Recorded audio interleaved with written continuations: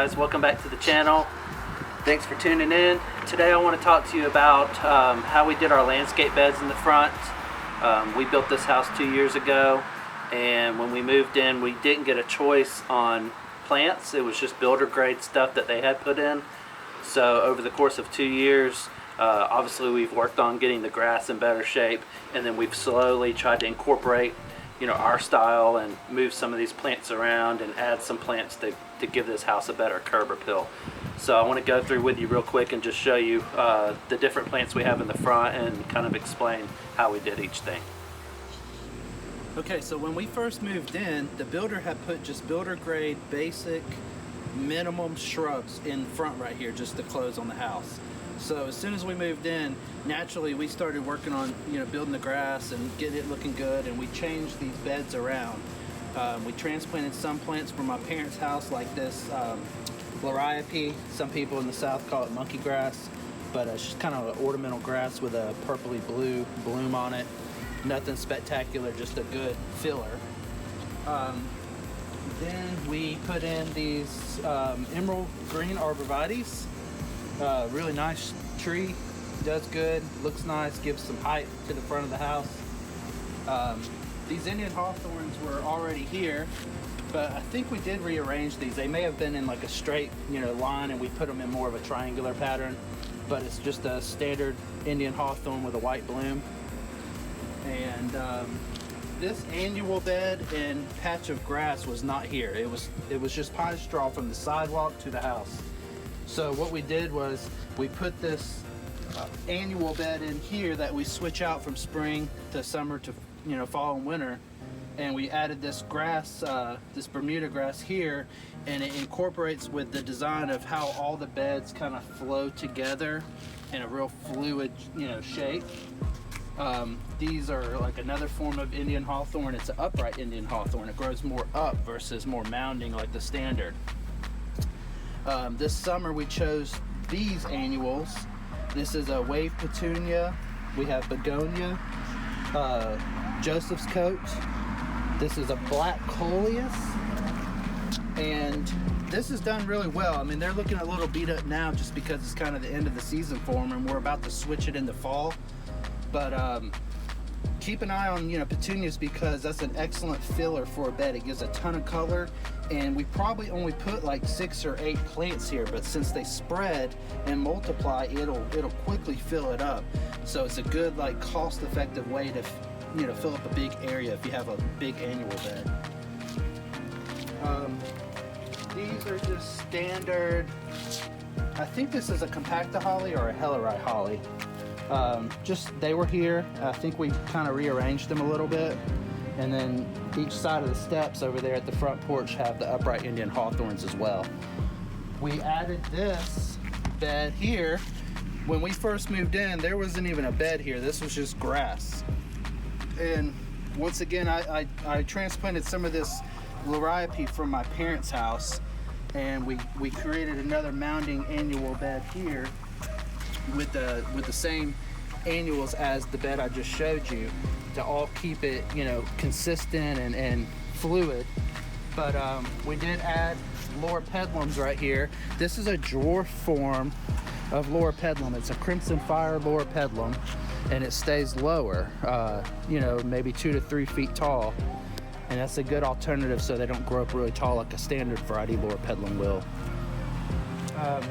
We created a little walkway here at a natural flagstone just to get around to the side of the house, and we spotted in some Stella Day Lilies, so orangish yellow bloom on those. And like I said, once again, to take you through the process, this was grass all the way over to the steps when we first moved in, and we've been here 2 years. So naturally it's not finished, it's always a work in progress, but we did make a huge difference on the way the house looks from the road. These are Azaleas. I think it's just a standard Azalea. It's not a encore because they don't bloom continuously throughout the year. So it's just a standard Azalea. I did throw in a waterfall Japanese maple. It's a green weeping variety. And behind those, on each side of the Japanese maple, is the standard Loropetalum. It's like a ruby red Loropetalum. Now, this is by no means complete. It's really kind of bothers us because I think it's chaotic and not spaced properly. So we will definitely probably rip everything out of here except for the maple and start over probably in the springtime. But for right now, I just keep it pruned and maintained. So it's definitely something we'll work on later on.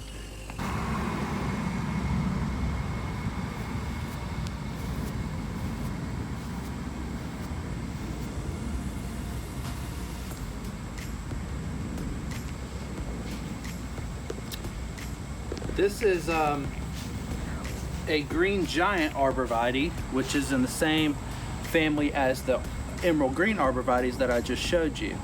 But this is more of a privacy tree. They get pretty big, pretty tall. We just planted it here because I got it for a good price at the nursery. Our intentions are to move it to the back, and I'm going to replace it with another more specimen type tree. But I love these trees. They have like a fern-like foliage, almost like a citrusy type smell to them, and they're just a good, nice looking tree. They get a nice pyramidal shape to them, wider at the bottom, thinner at the top. And once they get established after a year or two, they really start adding some growth. I mean, these guys will grow pretty fast. Down the side of the house, this was just a real quick solution. We have some anise here. These are fragrant tea olives. It's a southern staple in the landscape. Wonderful smell, little white bloom. Really good, just hardy plant. But we have 3 fragrant tea olives. We'll eventually, like I said, this is a work in progress. We'll redo all of this, I'm sure. And then we just threw some limelight hydrangeas. This is the north side of the house, so it gets more shade. This is probably one of my favorite trees besides my Japanese maples. This is a blue Atlas cedar.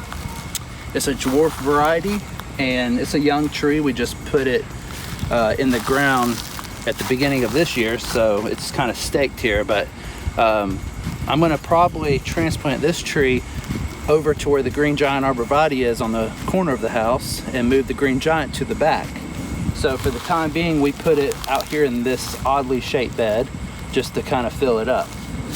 This is another old Japanese maple. I'm pretty sure this is a Crimson Queen. Once again, a customer of mine thought it was too close to her house, and she asked me if I wanted it. So me and the guys went over there and we dug it up and transplanted it last winter. And it's grown out and rooted and transplanted good. It's done great all summer. I would suspect this tree is probably 40 plus years old, and it has an awesome shape to it.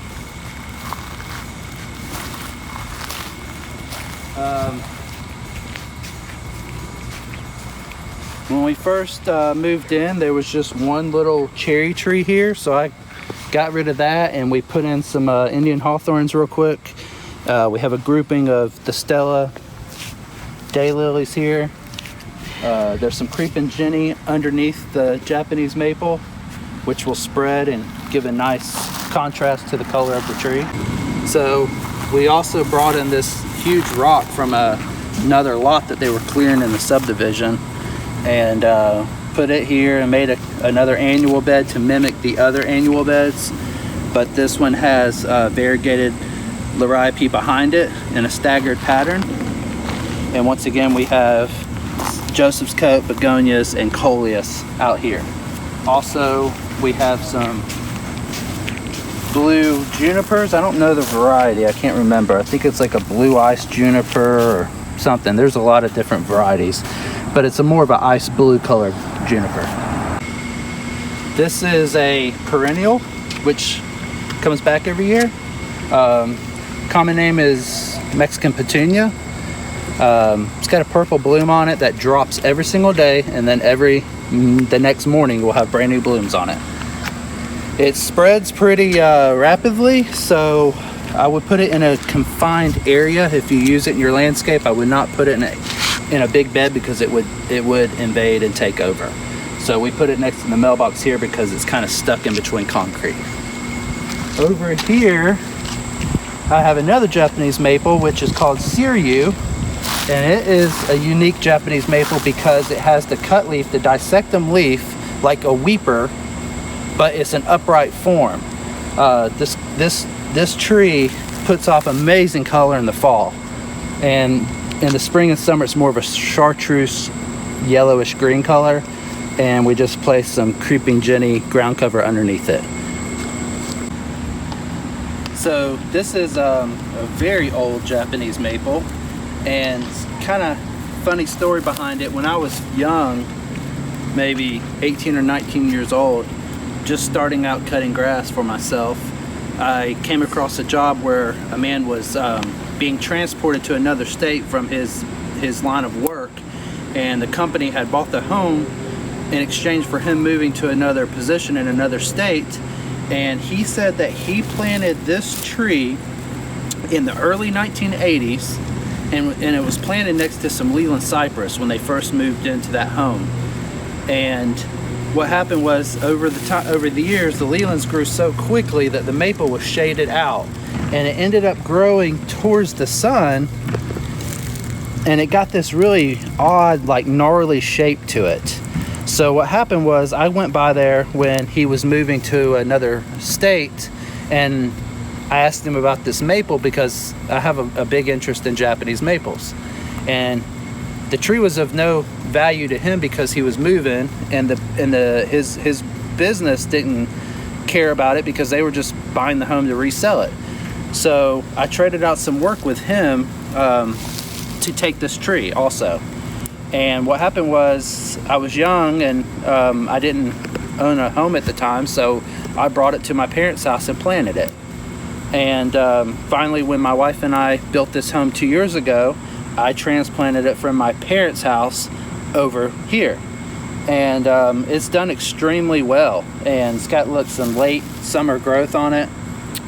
I don't know the variety, but obviously it's a red dissectum. It's a weeping, Japanese maple. But it has an interesting shape to it, and it's probably at least 40 years old.